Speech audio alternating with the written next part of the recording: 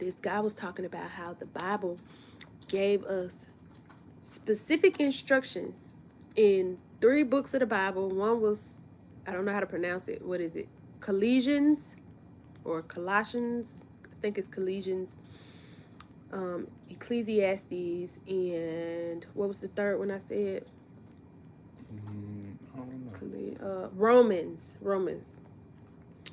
So, I'm just gonna do the first 2 ones you already got. Yeah.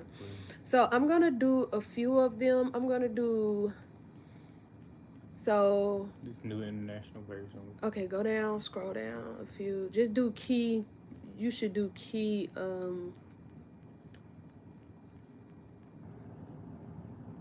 You should do key Bible verses in that book of the Bible.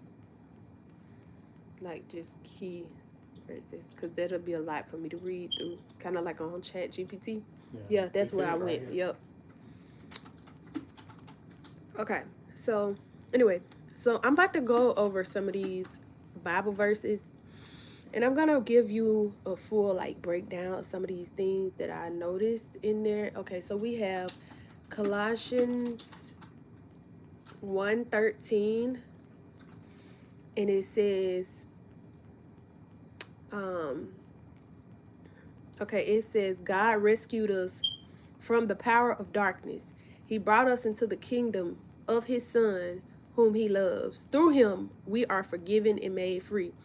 So through Jesus Christ, God gave us Jesus Christ to utilize. He was the sacrificial lamb. So the things that he endured when he was beaten and hung on the cross and stuff like that, we don't have to go through stuff like that. We don't have to, all the trials and tribulations that Jesus did on our behalf, we don't have to live through that type of thing, because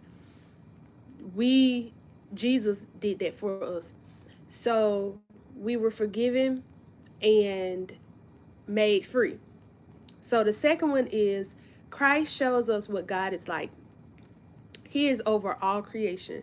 So Jesus Christ literally shows us what God is like his actual life, like him living on earth, him living a perfect life. He was a perfect human, and he was still hated. Even though he was a perfect human and stuff like that, people still hated him. He still faced trials and tribulations, but at the end of the day, he had the last laugh, because he will live in heaven for eternity. And so will we, if we are saved by Jesus Christ. And I feel like a lot of people feel like, they have to suffer, they have to go through a lot of negativity, they have to go through pain. We don't have to do that. Jesus did that for us. So I'm going to just move to the next one. I don't want to make it too long because they're so short, sweet, and simple. It says, okay, so this is Colossians 1:16-17. Everything was created by him and for him, in heaven and on earth, seen and unseen. He existed before everything, and he holds it all together. Jesus, basically the beginning and the end, the Alpha and the Omega. He is everything. And he wants us to understand that he holds this together, you know? So we're going to move to the next one. Christ is the head of the church. He rose from the dead, so he would be first in everything. Let's do the next one. God lives fully in Christ through his death. This is Colossians 1:19-20. God lives fully in Christ. Through his death on the cross, God made peace and brought everything back to himself. That's basically what you just said. Very true. You were once far from God, but now he has brought you close through Christ's death. Now you are holy and clean in his sight. Let me break that down. Okay, we got 17 people in here. Hey, y'all, drop comments in the comment section. Welcome in. Let me break this down to y'all. So you want to see right here, babe? Okay, so let's break that down real quick. So you were once far from God, but now he has brought you close through Christ's death. Now you are holy and clean in his sight. How do you interpret it? You were once far from God, but now he has brought you close to Christ. So what makes you far from God is sin. Yeah. Hi. sin, doing the wrong things, but Amen. that's part of sin and stuff like that, and not believing in Him, Like, believing in if like you say other things, if you put anything above God, mm-hmm. that is disrespectful. and the sin. That means if you put your worry, your stress, your fears, if you put your husband, your kids, your family. Somebody said you look handsome and I look beautiful. Thank you We so much. appreciate That is so. Please subscribe to the channel. What is their name? So I can say. Right here? LT in the middle. That's what the name is. Okay. Hey LT, please subscribe to our channel. We appreciate that. So listen. The first step to becoming clean and cleansed from your sin is realizing that we all sin.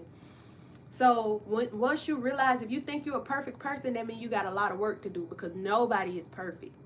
So if you feel like, oh, I'm perfect, I don't have nothing to try to work on within myself, that means that you are falling victim to the devil's deception, because we all have, I don't care how good you look, I don't care how much money you're making, I don't care how many accolades you got, I don't care how many degrees you got. And let me tell you what I learned in my 21 years of living.